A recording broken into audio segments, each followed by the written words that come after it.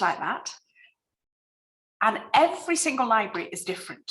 We have a huge amount of evidence about how patrons behave in libraries and a lot of experience. But I think, you know, there isn't a simple formula. So we've really welcomed the opportunity to get to know a little bit about Westchester. But I think there'll be some elements of that which are relevant to other people as well. But particularly, you can see, I'm going to share my screen in a moment and you can get a picture of the Westchester Library. I think I'll go straight in, Victoria, or do you want to say anything to start with? Perhaps, I know, before we do that, let me just ask Victoria and Mary, because we did have a fantastic pre-meeting a week or two ago. And I asked them to say a little bit about what they loved about the Westchester Library and what they'd ideally like to change. And Victoria, I don't know whether you could just say that again, a little bit about that, because it was fascinating. Go on. It might be a little bit different than the first time around. Certainly love the fact that this is an historic building. It's over 130 years old. It's always been a library. And it did have a very successful renovation and expansion about 2004. So the age and that atmosphere is really very attractive, and I think it's something that our customers, our patrons really like. Something that, you know, certainly things have changed a lot in the last, not quite 20 years. And what we really hope for is to be able to perhaps make better use of the space that we have, especially in providing more flexible seating, workspace for the people who come in, because certainly the way this library, as long as with all the libraries, public libraries, the way people are using it has changed. There's really less browsing per se, and more people who come in who want a spot to work, either quietly by themselves or working with someone else, 2 or 3 people. Sometimes it's a tutor working with a student. Sometimes it's just 2 people who are working on a project for whatever reason, or 2 students who are working on a school project. So that's what we're looking for, that flexibility. Thank you, Victoria. That's really helpful. Go on, Mary, before I launch in, your chance, because I know you can't stay with us the whole time, as president of the board, to say a bit about what you want. Thank you. As Victoria said, it is a historic building. It's a small community library, really set in a residential neighborhood close to the center of town of Westchester. And what I would like to see improved or changed is the feel when you walk in the door. The first floor is a bit of a tight space. A lot of functions need to happen there, but I would love to see it updated for function and updated for feel, that it's more welcoming and inviting when our community residents come in the door. That's great. Thank you. Yeah, quite a challenge. That is really good. Thank you so much. Okay, I'm going to share my screen now. So let's just make that work. And share, here we go. And you'll see here, can everybody see that? Janelle, let me know if you can see that okay. Janelle, can you see that? Can you just unmute to let me know? We can see it. Good. Yeah, I can Thank see you. it. Good, brilliant. You can see that beautiful building now. Look at that. I mean, you can tell from my accent, I'm not an American. So I was thrilled to get the opportunity to look at a historic building in the States, because we've done a lot of historic buildings in the UK, but very rarely do we get the opportunity in the States. But that is, you know, one special building, I think, really is. You can see all the details of it. So I'm really interested, actually, Victoria and Mary, you said very similar to in our earlier discussion, the priority requirements, improve the first impression at the entrance. That's the picture on the left over here. That's the first one. That's what you see at the moment. You walk straight in. There's a lot of information. There's the circ desk. There's work going on behind the circ desk.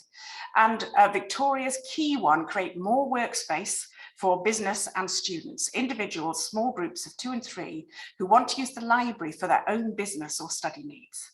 So those two came through really, really strongly. Some of the other ones which came up, it's a good question. Those of you listening, always ask, what do you really love about the library? Because sometimes you can lose the thing you love when you change it. You can take what you love with you. It's probably to do with the atmosphere, to do with the service given with the staff, by the staff. That's a good question. And then the other one, sometimes I say, what do you hate about it? Sometimes I'm a bit more polite and say, what have you longed to change? What drives you around the bend? You could wave a magic wand, what would be different? They're good questions to get people going. We've done this both with library staff and with boards and with communities as well. But here's some of the additional ones. The circ desk on the first floor, it's cramped for Stu staff. They trip up over each other and they struggle to manage the tasks they have to do. They've got weekly deliveries and sorting to 18 other branches in the system. And this is all happening on the circ desk. So, you know, that's an issue. Another big issue, this is a library over 3 floors. We're going to explore that in a minute. And how to entice people to go down to the lower level. Okay, because there's a big offer down there. How do we get them down there? Children's is on the 2nd floor, going up, and it's a destination for kids, and parents like it because it's contained. But what I picked up was that you'd like to encourage adults to stay a bit longer and to hang out in the space. So, you know, how could we make that more welcoming too? And the last one, I think, probably Mary, you've already brought this up. Everyone loves the historic building. Everybody loves the outside, but so we've got to take the patrons who say, don't change my library with us as we explore how to better meet current and future needs. And I think that's a situation many libraries, even without so many historic features, will find themselves in. You have a group of patrons who don't want anything to change. They say, why are you changing this? I love it how it is. And yet you feel you've got to move a bit with the times, you know? So balancing that and taking, libraries is one of the big challenges about libraries. They cater for everybody. We do a lot of comparisons with retail. A lot of our philosophy and thinking comes from retail. But retail, all private organizations can target. They target by income, spending power. They target by preference of taste. They target by background. They target by values. Just think of anything. You're going out to buy a car. Is your priority a big family? Is your priority having somebody put the dog in the back? Do you want a truck? Do you want a green thing? Do you want a little city car? All those things, okay? But the library can't do that. It can't pick people off. It actually is to provide for everybody in the community. And that's one hell of a challenge, I think. Makes it exciting, but also makes it difficult. How do you balance conflicting needs at the same time in one space? Not easy to do. Okay, so here's the 3 floors altogether of Westchester Library. So the lower floor has very little light. You go down and it's quite densely packed with collection at the moment. And you can see that, start at the bottom here. That's the lower floor. It's big, it's the largest space. The first floor is where you come in, and we're going to see it has some beautiful features, the first floor. These lovely Tiffany style windows at the end. And the second floor is actually the biggest open space because the ground floor, you know, the lower floor doesn't feel as nice. This has big high ceiling. That's where children's is at the moment. So at the moment you have children's here, you have collection here, and you have collection with a bit of study down here. That's what it looks like at the moment. Now, before going further, we always challenge a little bit. So I did look at what happens if you start over altogether with what goes where. Okay. So this is one to kind of take away and think about. So let's look at here, let's take the lower floor. You could put the new workspace on the lower floor, and I'm going to show you what that might look like, the study. And you could put children right in the lower floor. It's a good space. I think it's a bit broken up. It's, you know, it's all in segmented. It'd be quite hard to make children work at the bottom. And you could put, let's go combinations. We'll go vertically instead. So start over with A, have workspace at the bottom. We could put children as the main thing if they're your priorities, in which case the collection of the lounge would go upstairs. And that beautiful attic space would become a wonderful reading space with lots of nice spaces to read in. Or let's go for B, we have children at the bottom, we have the collection and the lounge in the middle, and we have right up at the top, we have the workspace and the study. Or, and this is the one that we're actually going to model because you did like children on the second floor, so I decided it was going to be a bit hard to shift that. I'm going to keep children on the second floor, okay? But the first floor will still be collection and a bit of lounge and a bit of, we'll show a small bit of study, and we're going to transform the lower floor into the workspace area that Victoria wanted. Okay, so I'm going to model C, but I would recommend to you having a think about why, who gets which space, what's your priority. Now, the reason I've done this is that I think the workspace is more of a destination, and they probably will be okay going into the lower floor. But you could make a fantastic workspace up on your second floor. It's just that I think you'd have to sacrifice some of your children and family offer. It wouldn't be quite as good. So there are big choices. One of the questions I often ask, which is a really, really tough question, is who gets the best space and why?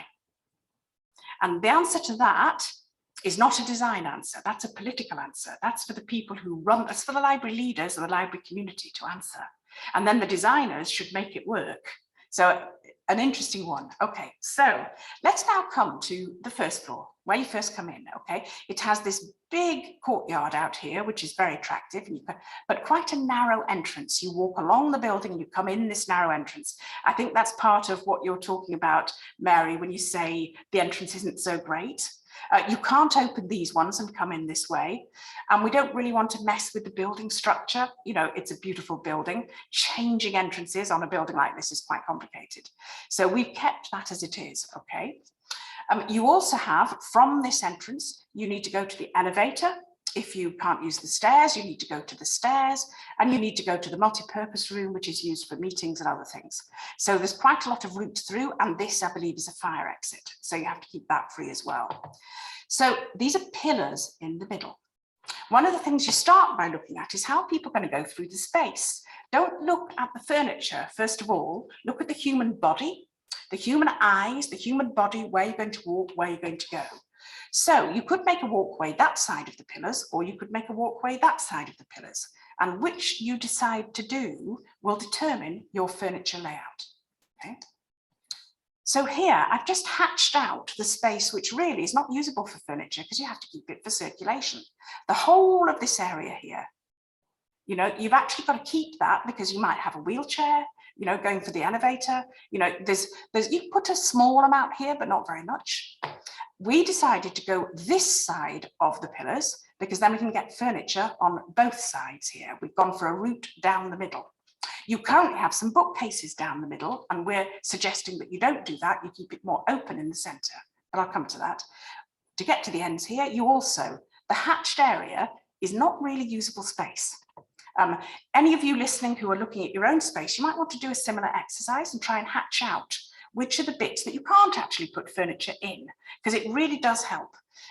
Sometimes I work with a team and we look at the space and they think it's a huge space, and then you point out all these bits that you can't actually do anything with, and that does change what's happening. This is human design, it's about where people go. So the next thing we looked at was a zone plan. How might on this floor different things go where? And just some of the principles. We always look for to put seating, if you can, or desking in the windows, lounge, because it's nice to sit there. So you want to exploit the windows. Wherever you have uninterrupted walls, boy, that's where your collection goes. It's a good opportunity. You know, walls are great for collection, okay? Currently, the service is directly opposite the door with the circ desk. And we want to move that slightly over because we're going to make a fantastic book offer here for the people who are coming in a hurry as a quick and maybe your biggest promotional space. Now, in order to do this, and I'll come back to this, we think that the multi-purpose room, which is actually quite big and used for a variety of things, a lot of storage, could we make a workspace there so that some of the sorting to the 18 other branches could happen there rather than on the circ desk? And if we could do that, then we can make this first impression so much better. You also looked at having Zoom as a possibility. Well, the little corner under the stairs, you could actually make that almost barricaded off for Zoom if you wanted to. So let's go on through. So this is our furniture layout to do this, Okay, so this is where you come in, and I'm going to talk a lot about the way the shelving works here. But what we've got is a circ desk here. We've got a promotional area here. We've got some study here with computers. You have 3 fixed computers. And through here, I'll come back to this, we've got movable tables, but we suggest 1 workbench along there to help the library staff do their work. So some of the thinking behind this, just to look again at the architecture, curves are actually a really key part of this building.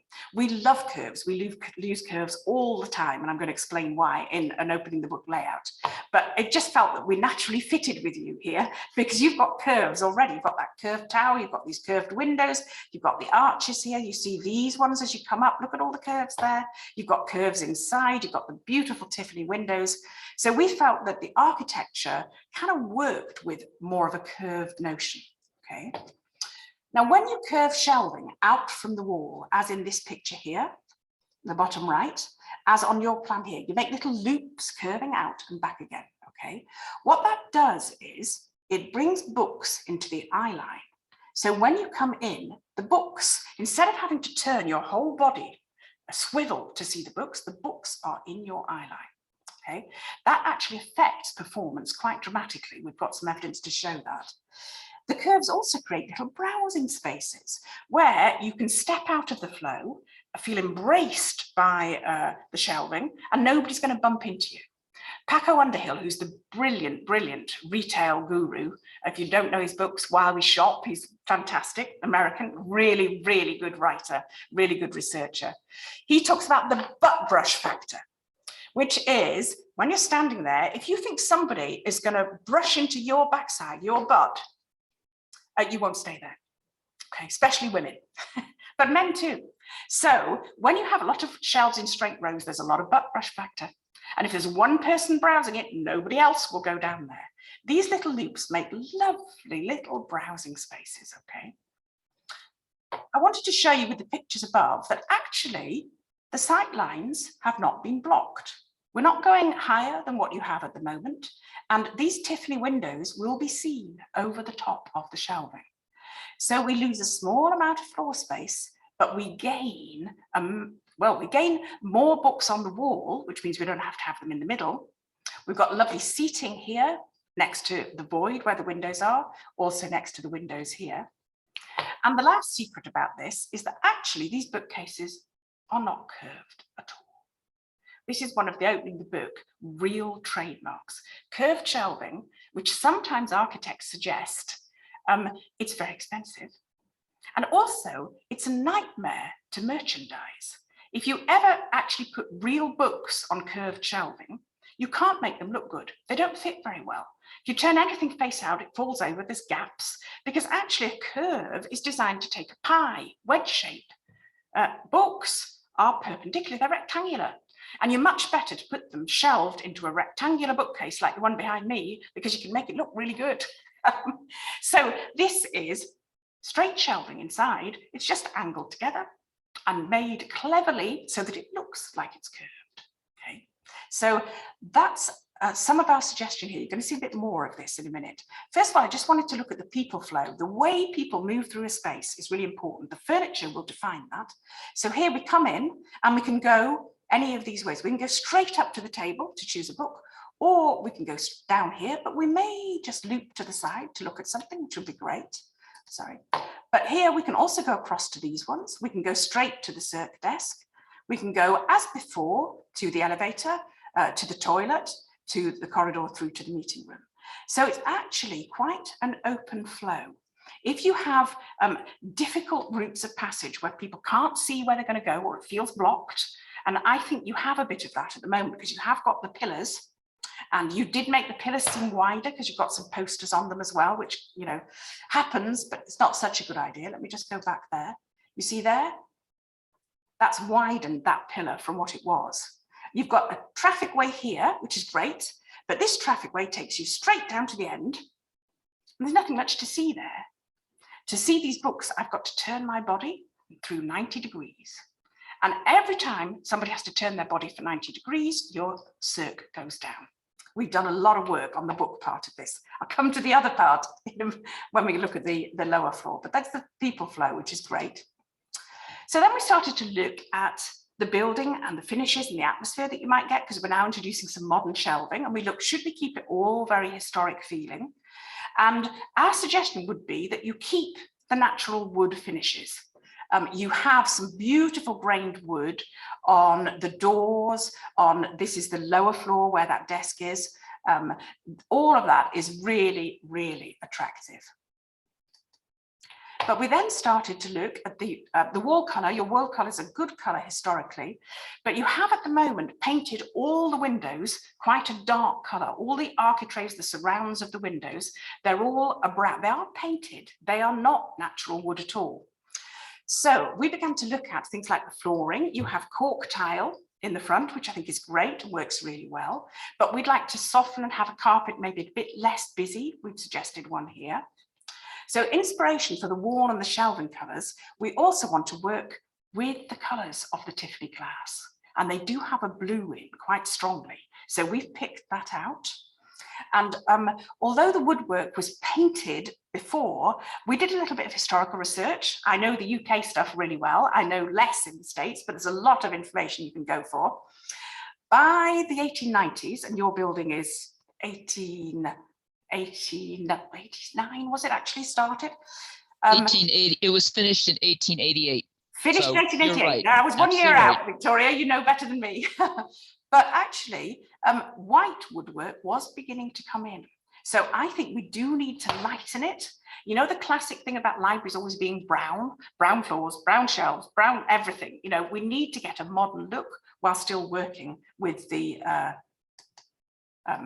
library. So we are looking here to keep a lighter wood on the desks, to take this blue onto the shelves from the windows. Okay?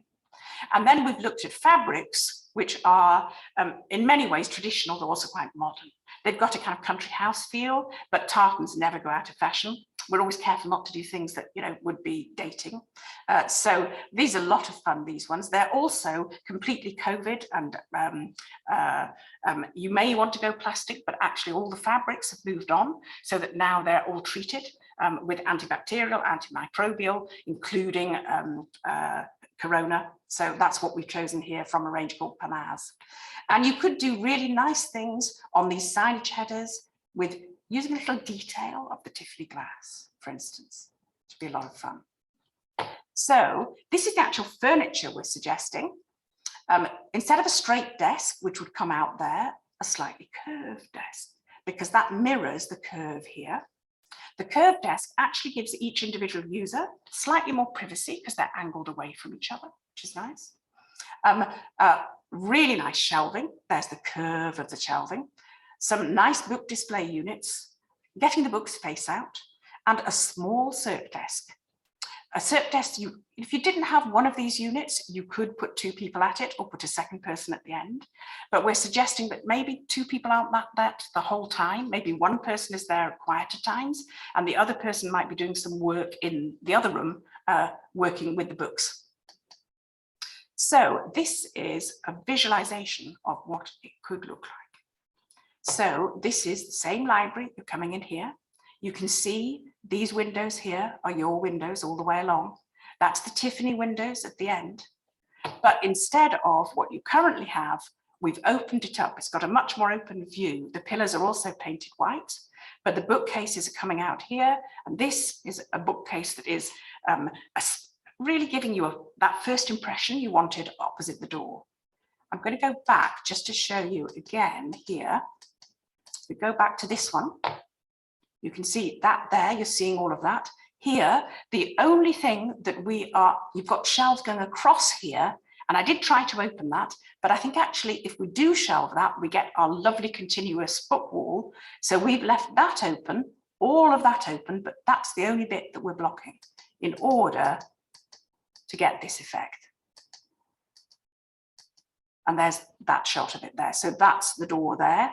That's the little bit of window behind there, but all of these have stayed. I think in some ways you see the architecture run better than you do now. And on this reverse here, one of your other issues was holds. that would be a great place for holds. Very convenient, easy to the door. You know, Actually, Rachel, there is a problem with that. The holds, there's a privacy issue.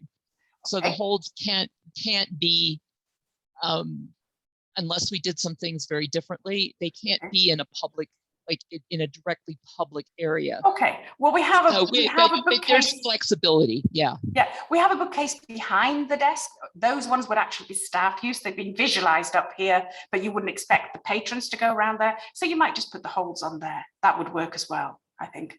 Yep, no problem. So then we looked at the multi-purpose room, which you do use for a lot of different things.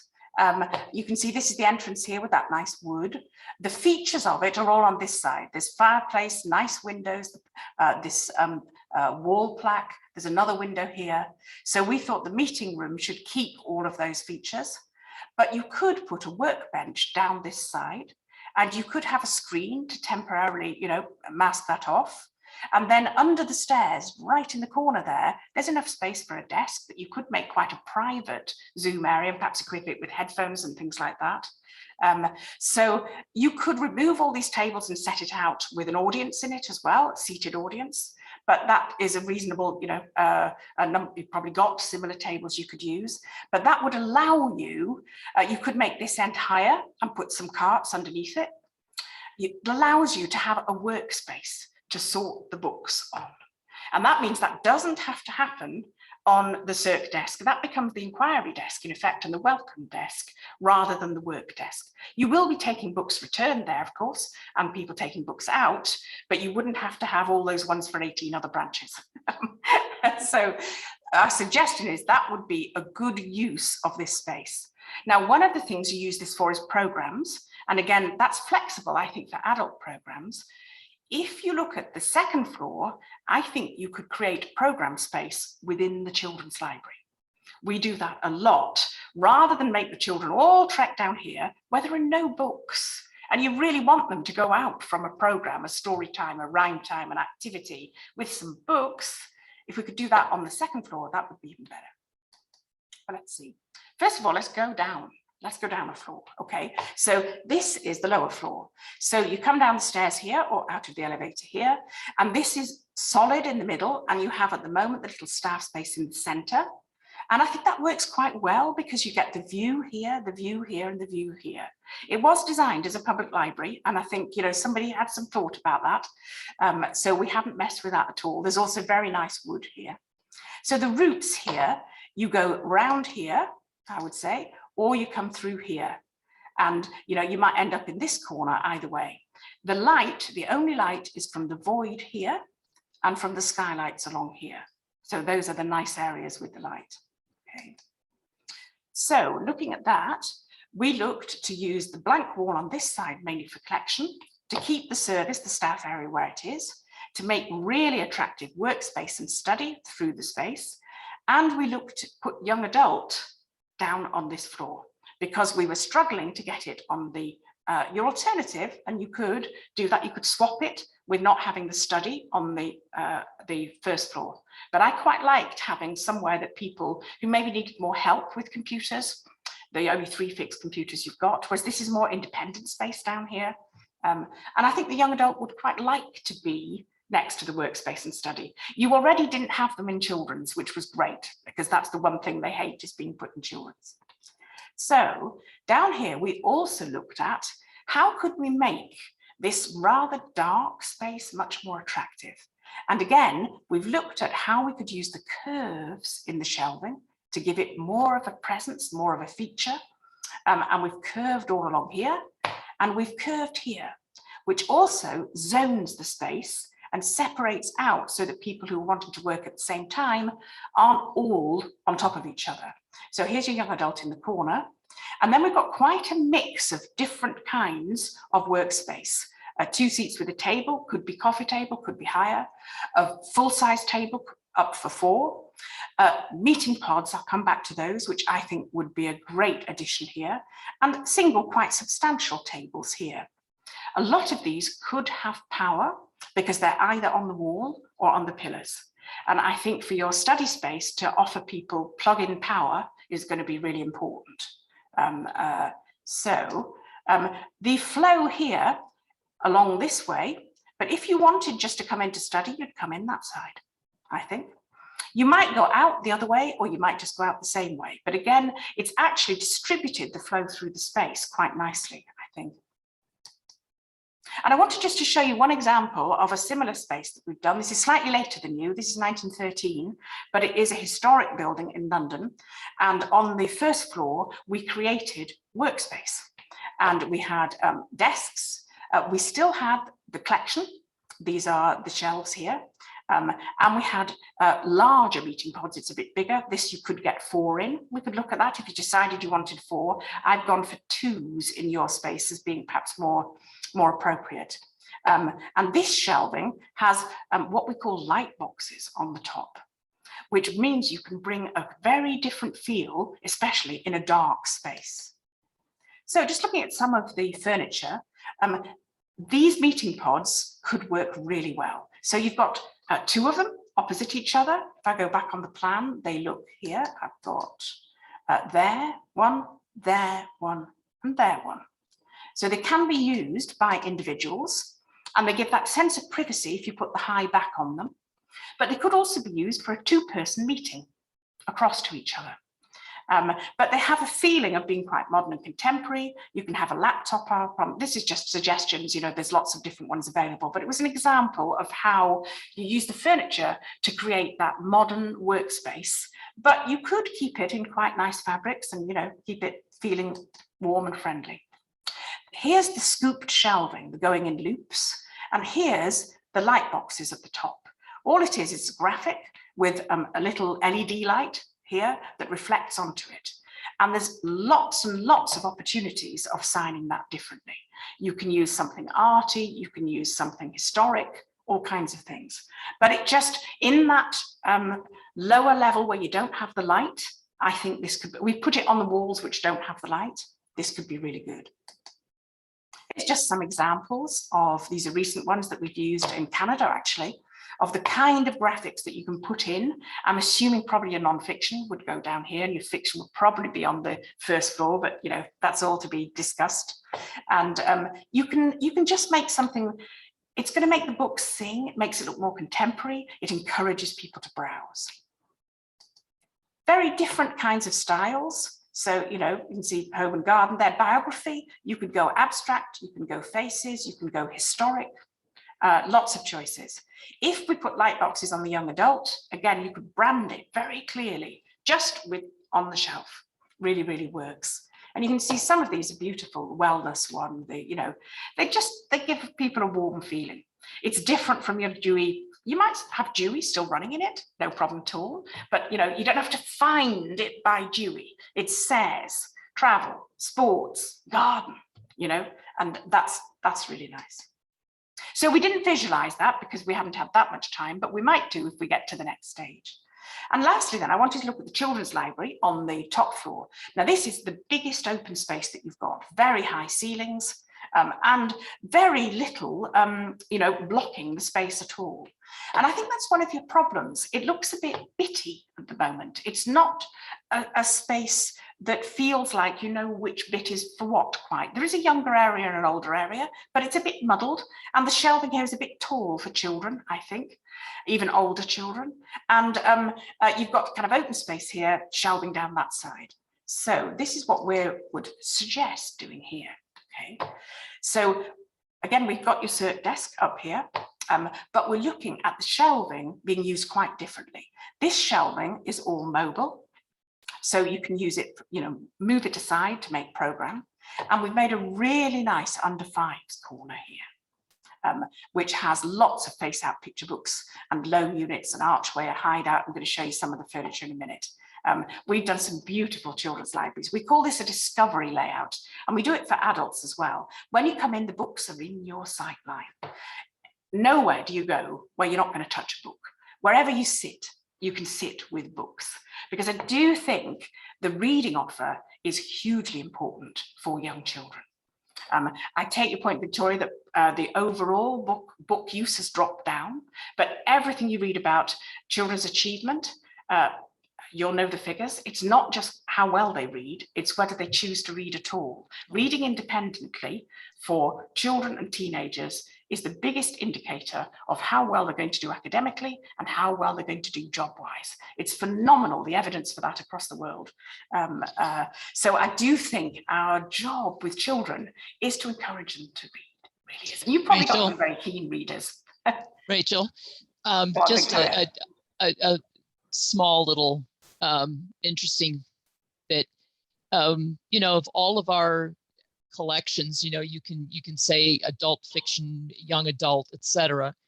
The one collection that consistently has the highest circulation year over year is the children's picture book collection. Yep. I mean, hands down, and yep. it's a pretty sizable collection. Yep, that is brilliant. Yep, same everywhere. The same in the UK, same with every library we've ever done. The highest single circulating picture books for children. Yes.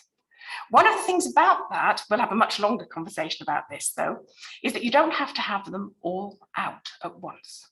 You can manage the collection dynamically. As long as there's enough choice, a lot of people are just looking for picture books.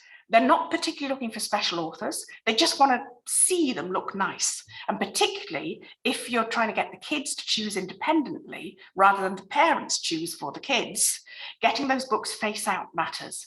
And I see a lot of libraries where there's huge numbers of picture books and none of them displayed in a way that a child would be tempted by. So we would want to keep the picture book numbers, but we would also want to get the display better. Here's a visualization of this. This is the mobile shelving. There's your circ desk. Over here, this is the lower one for where it only goes smaller to 36 inches for the under fives, hideout to go in. That's a big hideaway, bigger for the older children. Here you can see the archway going into a lovely little space for the under fives. And what I'm going to try and do is just show you, because one of the things we do is some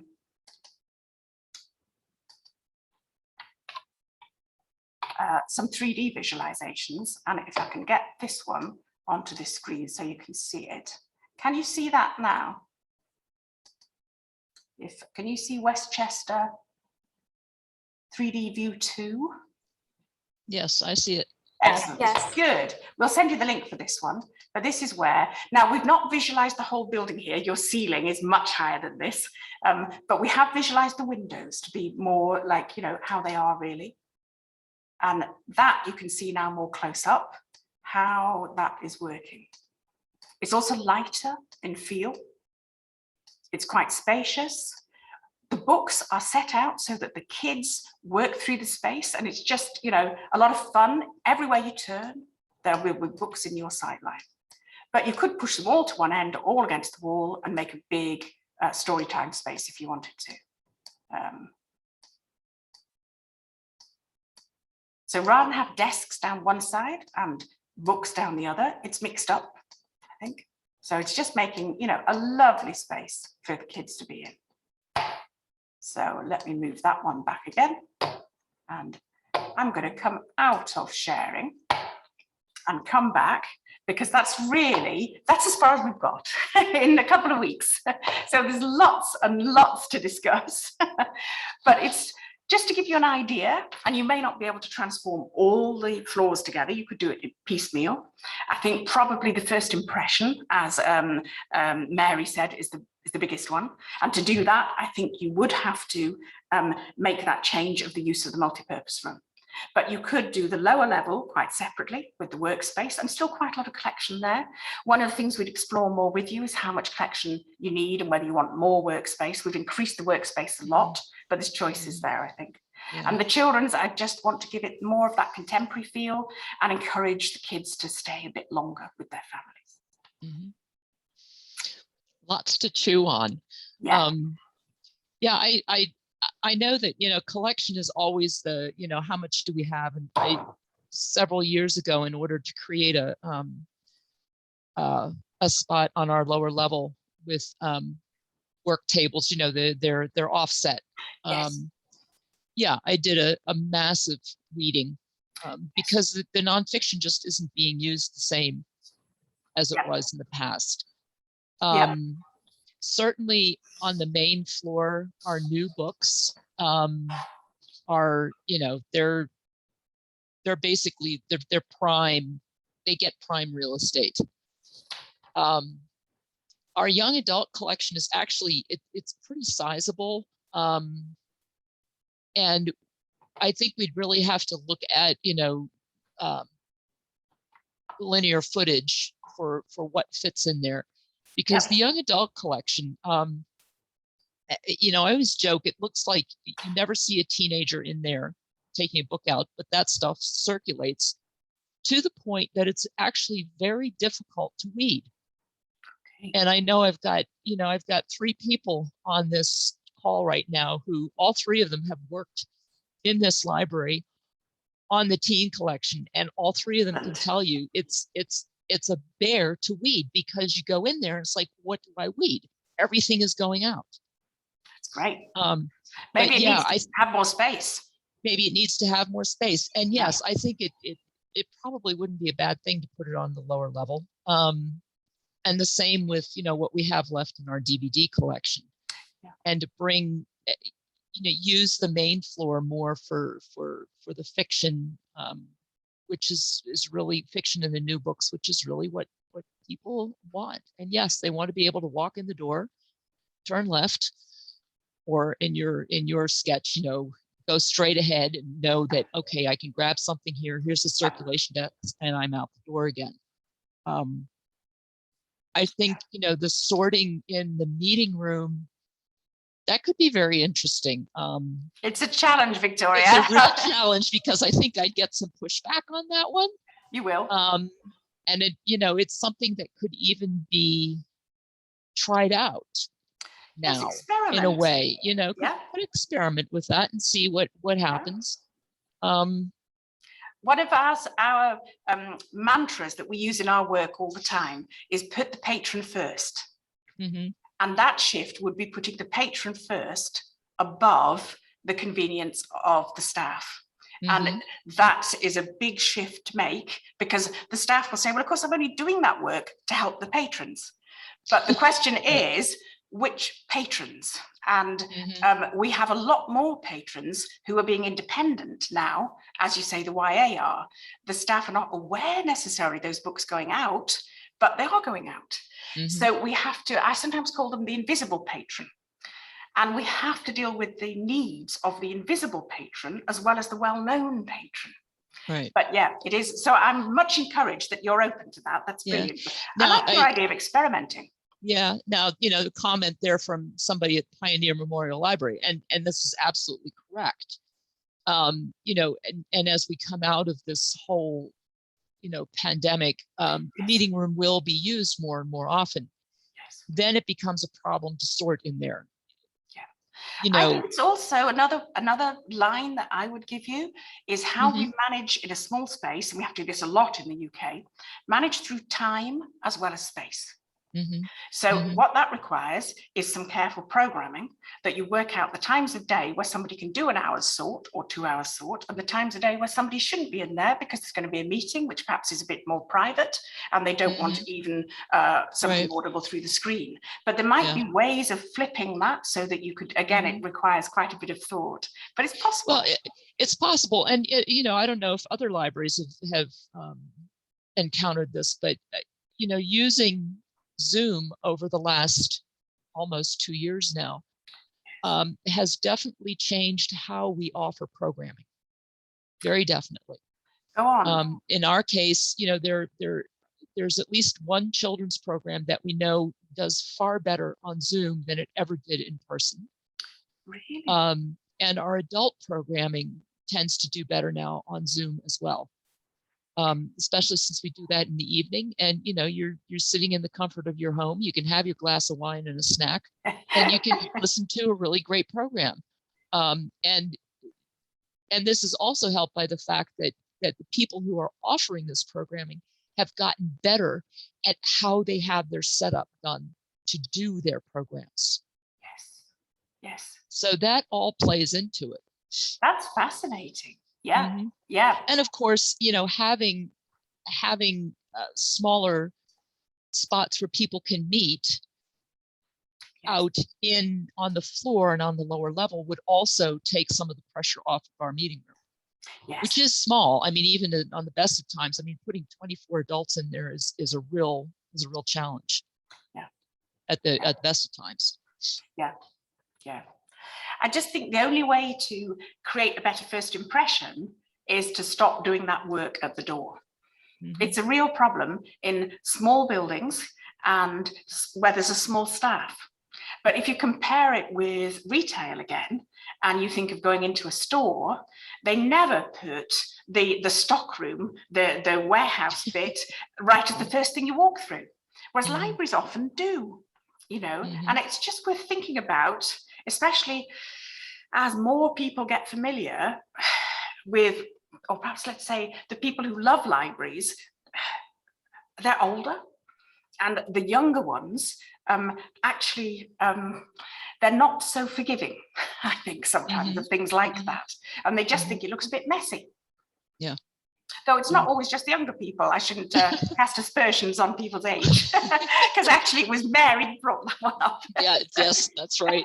Yeah. So, but yeah, I love your attitude of maybe trying it. You've got some tables in there, and maybe working out a time you could try it and see how that works. And does the person who's on the circ desk get overwhelmed? Do you need a system so that you can buzz through, you know, I need somebody else, there's a line forming, can you come out? There's something about being flexible about the work, where I think we're getting into quite library discussion now, but I think one of the things that libraries have is very strong processes. We do things a certain way, and when we get new staff in, they're taught to do it a certain way, and it's quite hard to change that. Sometimes we've done it the same way for years, and it wasn't necessarily the best way. Yeah. And it's true. I mean, there certainly are things that can be changed. Worth looking at. And worth looking at, and even, you know, the other thing, not just sorting, but even saying, you know, setting a check-in spot in that sorting area, so that, you know, okay, the bin is full, you wheel it in there, unload it, bring the bin back out, and you check the books in there. Good idea. Yeah, you're sorting a new process that's much better right away. I got it. Two of my staff are probably they might be having heart attacks on the quiet. Heart attacks right now, but well, you know, they're pretty open to changing things. I also think it's a good time to try to change, because we're not quite at our full capacity yet. That is true. As people come back, so as staff come back and patrons are coming back, we're not quite as pressured with the turnover. I mean, we'd love to be, but if I'm honest, people are coming back quite slowly. So that gives us space to maybe try something, which if, you know, you were at full, you know, tilt the whole time, you might not be able to do. Right. Yeah. So and I think a lot of that, what has also happened is there's a lot more inclination towards self-service. Yes. You know, one of the things that we have available to our customers is an app for the library system. Yeah. And you can check things out yourself. You don't even have to come to the circulation desk. Even better. You know? Yeah, you can just as long as there's nothing wrong with your account, you can do that yourself. Yeah, that's good. In the UK, all holds are self-service. They're not kept behind the desk at all. People get their own. And where there's a privacy issue, it's wrapped so that you can't see what it is. Yeah, see, that we would have to do that wrapping, and that might be something to do down the road. Yeah, and there are at least 2 libraries now that have holds pickup lockers available outside the building. Outside the library. Yeah. Oh, but I want them to come in to get another book. Yeah, I know. I just care that they get a book. And I know for a lot of people that would probably be take some pressure off them. Yeah. And make it easier for them to actually get the holds that they want. That they don't have to do it on our schedule. They can do it on their own schedule. That's true. One of the concepts that I put into that presentation was that the area that is facing you as you come into the door, I called it quick choice. And it might include your new books, your new and notable, but it might also include other books which you think people might be interested in but not find. And we've had huge success with that, not necessarily with the biggest bestsellers, because the biggest bestsellers, they're out all the time anyway. They're out. People they're on hold. And people, but your V list, or goes in there, and people come in and they take them. And it's a fascinating thing, this to me, about how you evaluate things. I worked with one library that did that so well that actually the number of holds went down because more people were finding a book when they came in. They didn't need to send in the reservation for it. Right. And that might have been seen as a negative. It was actually a positive. Their circ overall went up. Because people who don't know what to get, they feel like they must make a reservation. There's the keen reader who knows what they want, fine, or wants the latest of a particular author. But there's also the person who just is overwhelmed by the number of books in the library. And when you create a smaller choice, they will take something. Something else that I know some libraries have done very successfully is a small book cart and books on it that says recently returned. Yes, definitely. People love to know what other people read. Somebody else has been reading this, must be good. Yes.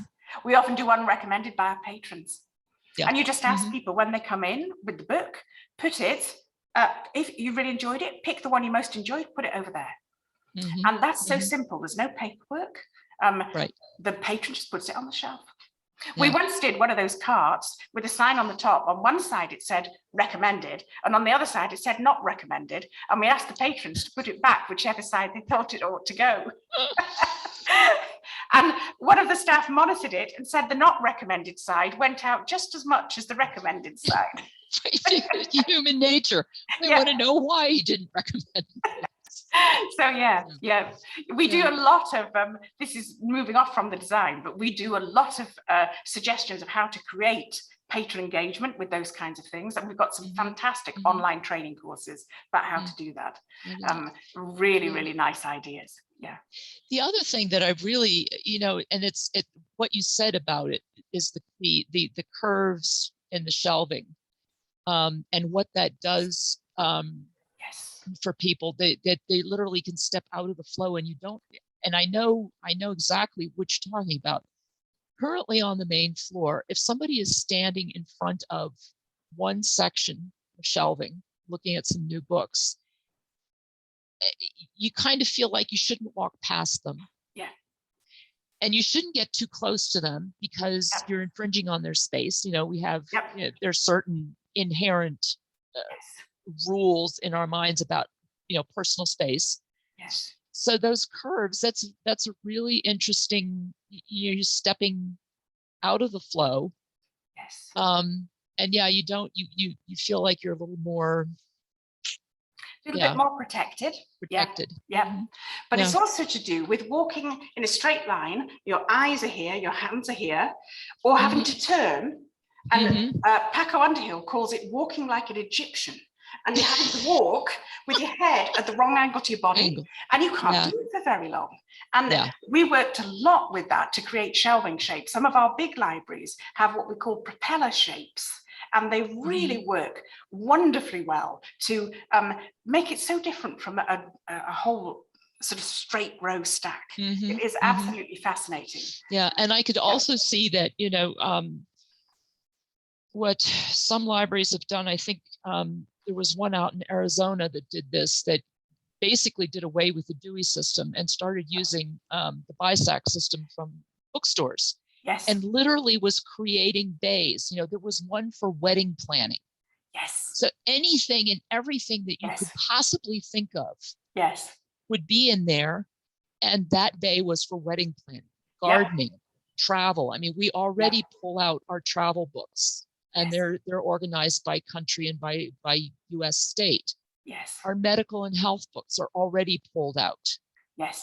And I could see with a system like that, with the light boxes above, that we could move towards that, and it definitely makes life a lot easier. I mean, I can't remember Dewey numbers. And I've been a librarian for almost 40 years. You know? We've done libraries with no Dewey, we've done libraries with Dewey. Lots of libraries, because it's on the catalogue, they keep it in Dewey underneath, but they don't worry too much if they're, you know, just slightly out. But we do a lot with that branding at the top with face out books. Yeah. And people choose on impulse. You can persuade people to take a book just because they can see it. Whereas the problem with the spine out books is you can't see it, so you don't take it.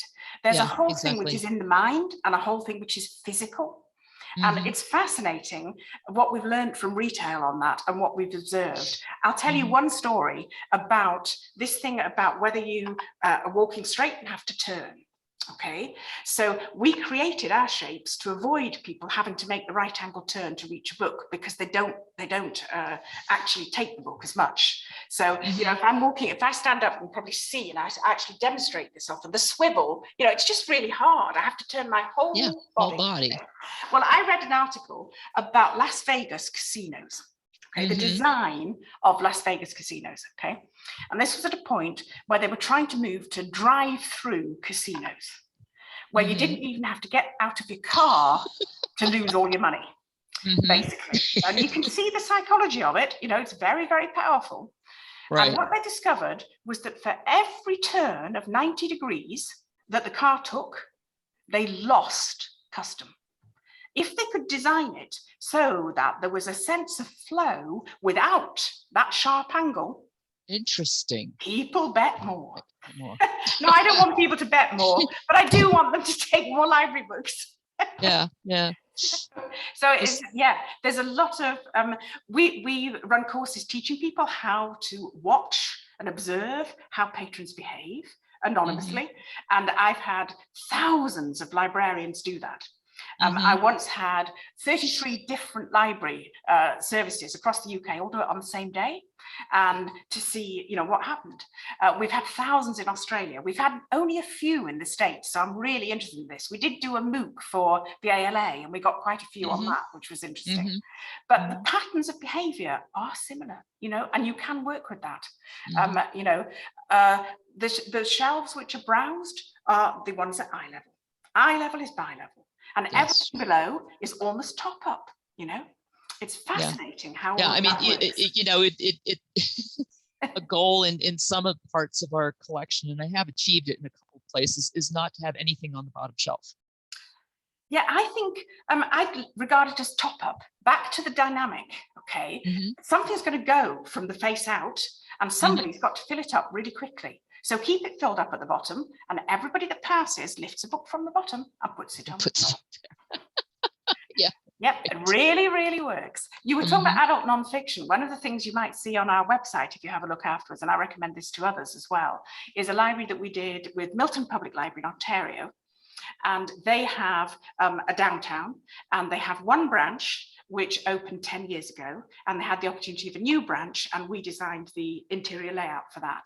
These two branches are the same size in square footage, okay? And one of them, the older one, 10 years ago, has a collection twice the size. Okay, it's twice as big as the new one. The new one has much more space because we said we want to display it better. Guess what?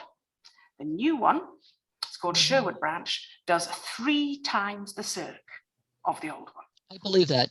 I believe that. I know that if you do a good, thorough reading of a section that is very crowded, you will generally see the circulation go up, because people have a feeling that they can actually see what's there.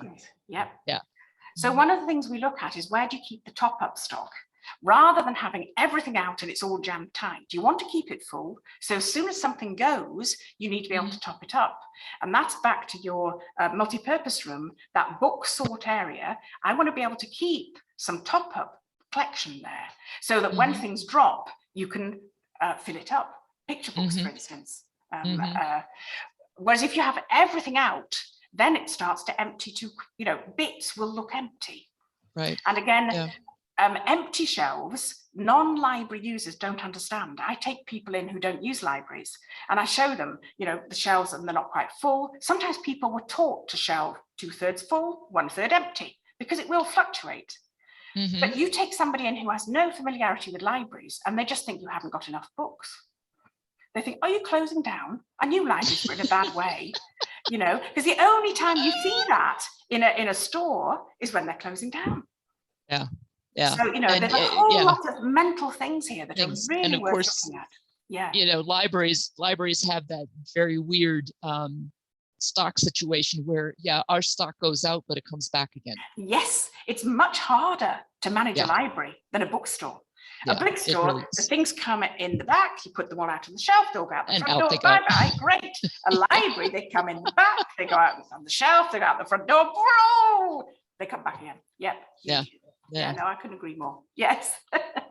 So it's fascinating. At this point in time, we're always trying to say to people, go for a smaller collection and manage it dynamically. Manage it so the turnover is greater. But often that is seen as a kind of clash between the books, the collection and technology, or the collection and makerspace, and I don't see those clashes. I think we need to do all those things. But one of the ways we do make the space is to manage the collection differently. And I do think that requires better shelving. That's not something I've said much about yet, but a lot of library shelving is basically storage. It's racking. It's designed to hold a lot of books. That's its purpose. Let's have a lot of books, shove it full. It's not designed to display the books. The one behind me, this is designed to display them, The waterfall unit all face out. This is a single book face out. We have these wonderful little gizmos that hold the books up. We call this a feature filler. And the sides hold the other books up. So you move them around. You can have face forward in the middle of the bookcase. It's just fantastic. Merchandise. We'll take a gross of them. Yeah. Most people who buy them get more. Really? Yeah. They're I can designed see for that. libraries. You never use it in a bookstore because they just pack it with books behind, but we don't have those. So there's a lot of merchandising things that actually aren't very, library staff are struggling with poor equipment, in my view, often. And they're trying to make a beautiful display and they all learn how to do the pyramid and, but actually it's all wobbly and lots of people won't touch it because they're nervous it's all going to fall over. Right, yeah. Or we have those books splayed where they're all getting damaged, because they're being splayed apart. So, we hope to work more with you. If we do, we'll show you the most fantastic shelving. The shelving is based on bookstore shelving, but it's adapted for libraries. Yeah. And it's just designed to make books look great. And I think that's so important. But then you can get that lovely feel. The other thing is a study space with no books can get a bit cold. So I quite like the books as a kind of decoration, even if they're not going to be the books that are most used. They give that a particular feeling that's warm and friendly, So again, those spaces where you get the tables all on one side and the books all on the other, I like to mix them up because actually that's more friendly. It feels more intimate and it becomes a noise control, because the noise goes down because the bookcases absorb the noise, which is really good too. Yeah, exactly. Yeah. That along with carpeting. Yeah. And those high back furniture, there's lots of those out now, and I think they're really working well. It's not as closed in as a separate little meeting room. You're still in the open, but you've got that degree of privacy if you keep your voice down. Yeah, exactly. And people like that. Yeah, and it's also something that staff can kind of monitor. It's a little better than a room with a door closed. How do you know what's going on in that? Been there. Yes. And depending on your population and where you're located, you want more or less of that, but that's you always do want staff to be able to kind of I know who's here, sort of thing. Yes. So you can see it kind of, let's see if there's any other questions from other people, but the process I've tried to take you through is looking at the interior of the building without structural change, thinking quite deeply about what goes where, And I did like the idea of a workspace upstairs, but then I ended up with a horrid children's. So I decided actually, yeah, you know, that this space up here, just because of where it is and the windows, you know, there's a big Palladian style window in one of the gable ends, the north facing one, not the south one, which just, even on a gray day such as we have today, you still have a feeling of a lot of light. Yeah, that's lovely. And I will say that our lower level, the architects did pick some very good lighting down there. They did. It's very good. They did. Yeah. Yeah. And I mean, anything that helps that is definitely a plus. But no, yeah, that's good. The skylight certainly makes a big difference. It's great entertainment for children. And that light well Yes. that's there, you know, Yes. people look at that and say, well, why are you sacrificing so much floor space to this? Well, if that wasn't there, the lower level would be very unattractive. I agree. Very I agree. unattractive. Yeah. People would not want to be down there. Staff wouldn't even want to work down there necessarily. Yeah. And you feel that you're connected. Yeah, the more we looked at the building, and I should say you sent us some great videos. That was so helpful. Oh. We've lived in those. You know, the more we actually like the building, you know, it actually has a lot of pluses to it. And I think it's exploiting those corners downstairs to make it feel both open but also intimate and friendly. You know, it's a nice place to go. It becomes a destination then, which is great. So I think it's then looking at the routes through and how you kind of zone the space, and then the furniture and the color schemes, and all of those things come together in a whole transformation, really. And lots to discuss in more detail, but you can see the kind of principles of going through. We sometimes call it human-centered design. It's starting with the patron and the human body, what they come in, what do they see. Mary was great for that. But library staff are also human, so it's also making it work. And I have worked with some libraries which were beautifully designed, and then actually they just were too difficult to manage. You know, especially when you don't have a lot of staff. So it's making it work for the staff as well. Happy staff will be nice to the patrons. The staff who hate where they are aren't going to be. It's true. So, you know, staff are human too. And then we also take a big interest in the collection, as we've already been discussing, really, and how you promote the collection, how you get that right, you know.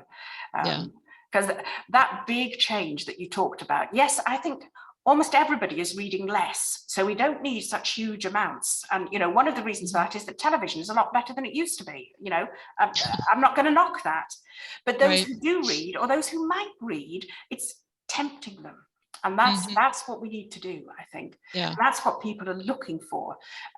We have a huge amount of data on how people choose books in libraries, because one of the courses we run, the very first question people have to do is to pick 5 people and ask, how did you choose the book that you're going out with today? Pick one. Tell me how you came across that one.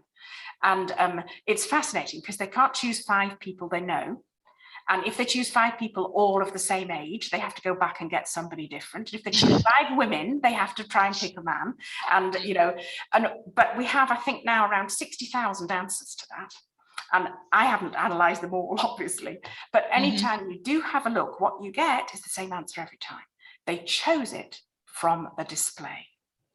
Whether that display was one shelf turned face out, or a special display put together by the Rees advisory team, or they chose it. So libraries think they're totally neutral, but actually you're manipulating what people take all the time. always. I mean, I think, you know, if we think about it, yes, we are aware of that. I'm sure you're always doing that. Yes, and all there the are time. the focused people who only want what they want, and they'll walk past the display, but they're fewer and fewer. So it is interesting. One measure of that, and if we work longer together, it's a statistic I'll be asking for, is what percentage of the total circ are holds. And you probably don't have that off the top of your head, but No. it's a good question to ask and go and look, because on the whole, I would say library staff think it's higher than it is. Because it's something that we give a lot of attention to, because it's very important to us, and the satisfaction of holds is absolutely, you know, top of the list. But actually, if the people using holds are a minority, and you keep on servicing them better and better and better, and ignoring the other people, it's no wonder your cert goes down. It is fascinating. Of course, it changed with being able to reserve online. I think it would have gone down a lot further, and it went back up again for people who can go on an online catalogue and reserve it and come in and collect. That does make a big difference. But it's still a small proportion, percentage-wise. Check it out and see. It'd be interesting to know what it was. Well, there's an interesting comment that someone, Amy Steele, just put, that the percentage of pickups, just the pickups, is only 30%. I mean, I think ours is higher than that.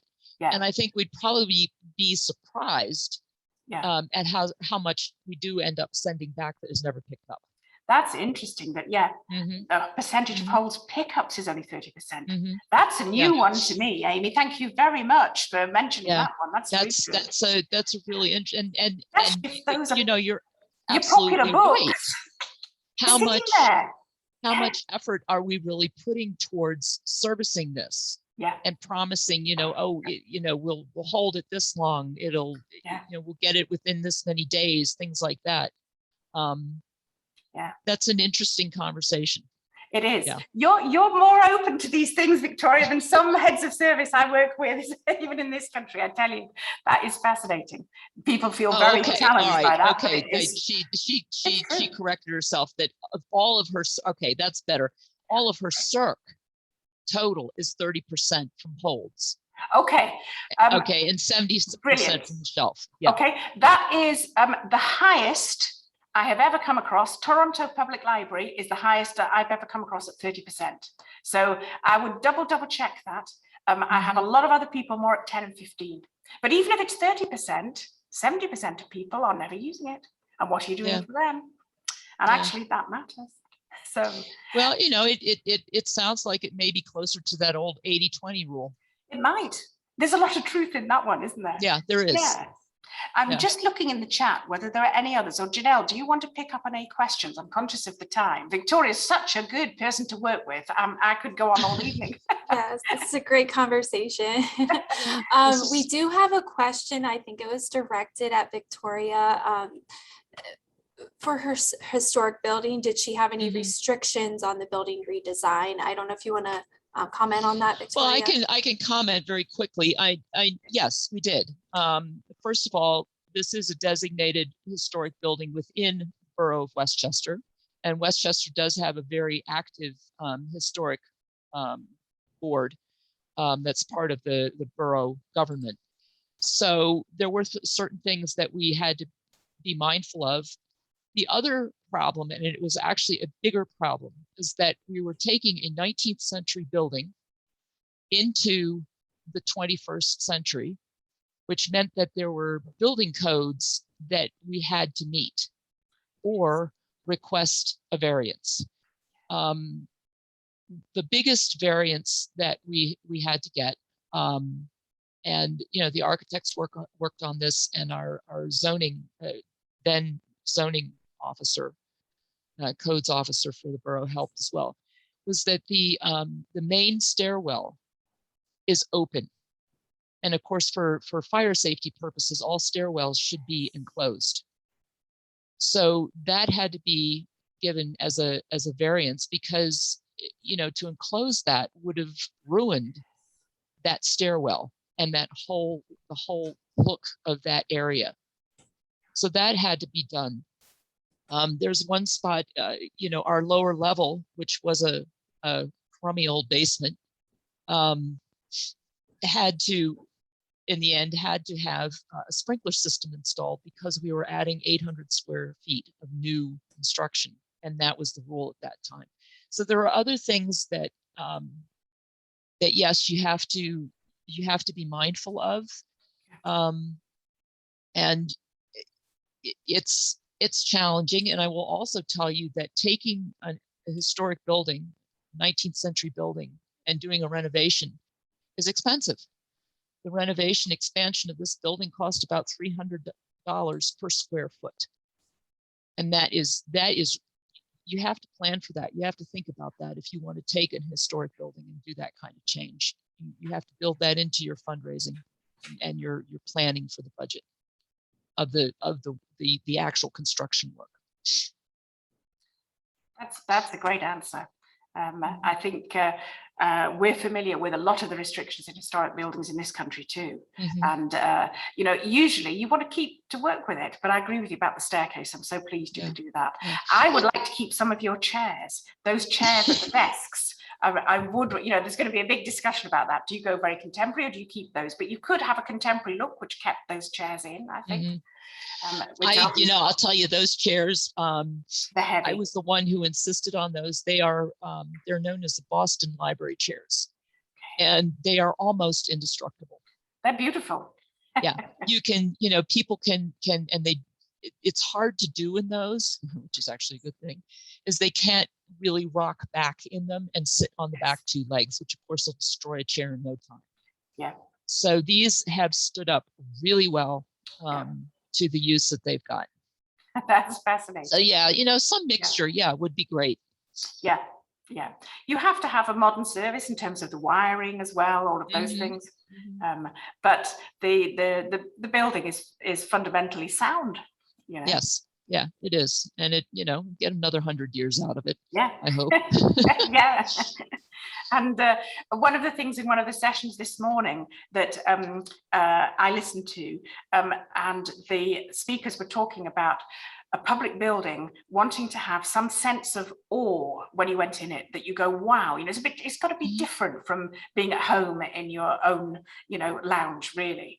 But you also want a sense of comfort, that it feels a place that's safe and comfortable and okay for you to be in, and you don't have to dress up. I'm kind of, you know, taking this a little bit further now, but I think that's a really good, you know, public libraries are on that axis, and I want to feel a lifting of the spirits that I'm going into somewhere that's a bit bigger than me, but I also want to feel a sense of comfort, that it's a place that I'm okay to be in, and that people are okay with me being there.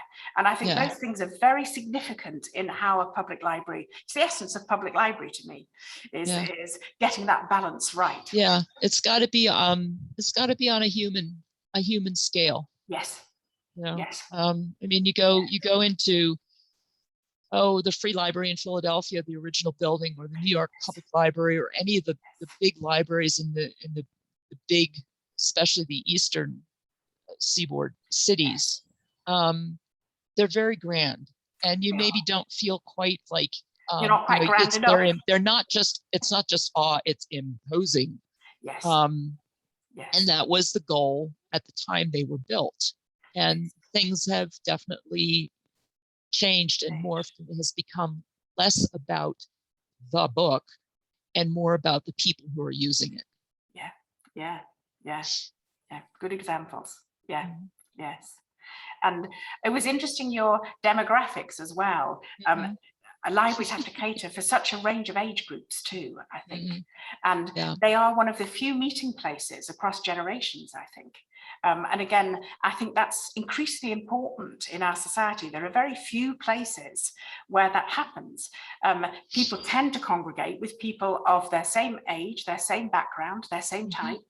You know, whether it's seniors or, you know, families with under fives, and you get the crossover in libraries, you know, where you see people who aren't like you at the same time. Yes. People who are like you. Like you. Yeah. Yeah. And I think it's what I love about public libraries. They just have that glue, you know, that is so fundamental to a civilization, in my view. And that's a great tradition to be part of, I think. Somebody's reference desk just said there's nothing better than a good reading room, and you're absolutely right. There is one public library in Chester County that is a Carnegie library, and their original reading room is absolutely wonderful. There you go. There you go. But I think you can also, with your 3 floors, make a slightly different atmosphere on each of the floors, which is nice too. And then people can choose then. So, Yeah. you know, some people are more comfortable on one floor than the other, and that's fine. You're giving that choice, which is Right. good. Yeah. Yeah. So, you know, Yeah. that would be an interesting thing to me if we went further in terms of, for instance, decoration, whether you go for a unity across the 3 floors in the building, or whether you go for a very different feel color-wise on the different floors. And that would be, you know, an interesting choice to explore the pros and cons of. Well, you know, it's interesting that you bring that up, because the architects who did the renovation,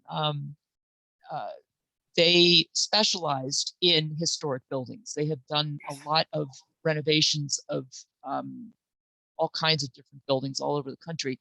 Yeah. And in working on this one, yes, each floor now, as the renovation was done, has a slightly different feel.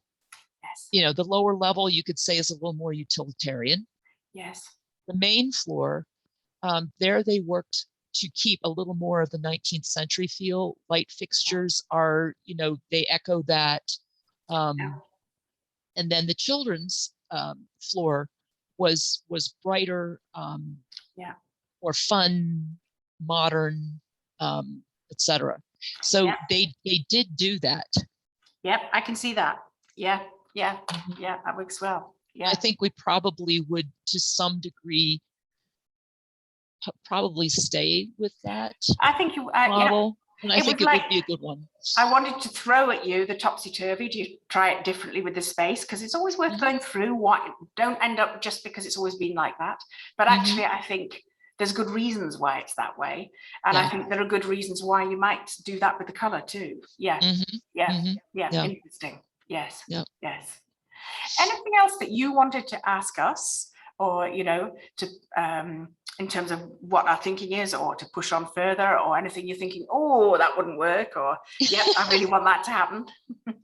Well, right now, you know, my thinking is, let's just look at it all, and let's really think this through and look at, and not just say, oh no, that wouldn't work, because just, you know, just like, hang on, just wait, let's look at this.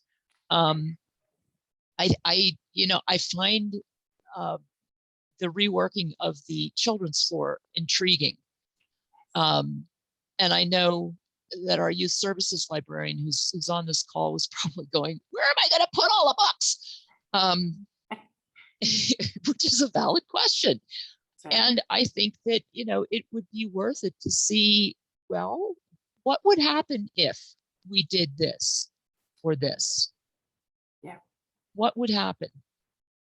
You know, would we need to modify a little bit here or there? Yeah.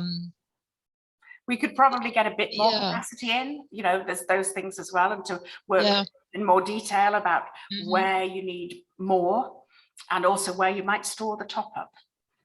Particularly with the picture books, I'm always advocating that, because not just in the States and Canada, but in Scandinavia I've worked, and they have very big collections of picture books. And the UK, some of our libraries are really small, and we just can't have so many picture books.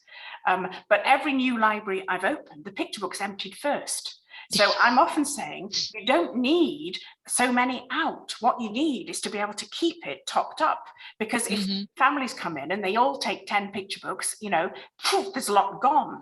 But if you can then fill it up really quickly, great, you can make that work. So it's that concept of managing it dynamically, rather than feeling every book has to be out there. That once the book's taken, that's when another one comes in. And with picture books especially, what people want is not so defined. I've had some fascinating conversations about this. If we're all right for time, Janelle, I'll just finish on this one because it's a good story. In the UK, we don't shelve picture books by author at all. They're random. And they have been for, I think, 20 years now. And nobody died, and it's still the highest issuing area. But I went particularly to Norway, where they had them all alphabetically. They had practically not quite a kinder box for every letter, but very nearly. And I absolutely challenged that, because I said, look, these books are for 3-year-olds. What 3-year-old chooses its book by the first letter of the author? You're not going to tell me that they all do. And of course they didn't. It was done for parents. And I said, well, number one, you should be displaying the books for the kids, not the parents. But number two, why are the parents doing that? And what's happening here? And actually what came out was there were particular books parents wanted. And there were two categories. At that time, the category that was most big was books that I read myself as a child that I want to read with my children. The other one, slightly separate, which I've just worked on in Canada, was books about a particular need or stage or difficulty in life. So books about illness or dying or things where an issue-based book that a parent would need for a child. Both of those are real needs. But with the one with the authors, I said, well, you all know who those authors are. There's no mystery about that. Let's do an experiment for a week and you write down every time somebody wants one of those. We know which authors those are. So we'll then have these two boxes here which have those authors in. And every time one of them comes back, you put it in, it's easy to find, and the rest of them can be random and beautifully displayed just because the covers are nice.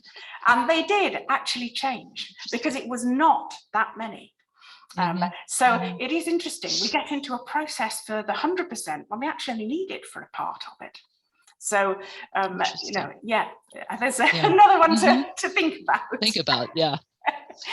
But I suppose, Jodie, do we finish up in another couple of minutes? As I'm just conscious, I want to say big thank you to Westchester, the staff who are on the call, who haven't said anything, who are thinking, what's going on? And especially to Victoria and Mary, who was in the first conversation as well, because it's great to be able to talk so freely and openly. I think that's very creative, and to keep an open mind on what might work or might not work. And then you come back and say, no, and we can work out, well, we can't do that. Let's change. You know, it is a process. I think we do versions of interior layouts and we never fit the first version. You know, you're always going to fit further down the line. You're going to have to modify, think about it. It's a process that is a creative process at its best, I think, and it's an exciting one. Thank you. This is really, it's really been fun. I mean, just to see ideas and then actually to be able to discuss them this freely and think about them is really wonderful. And I certainly appreciate that. And we've got lots of food for thought here and some really, I think some really great ideas that are like, wow, yeah, that would make a huge difference.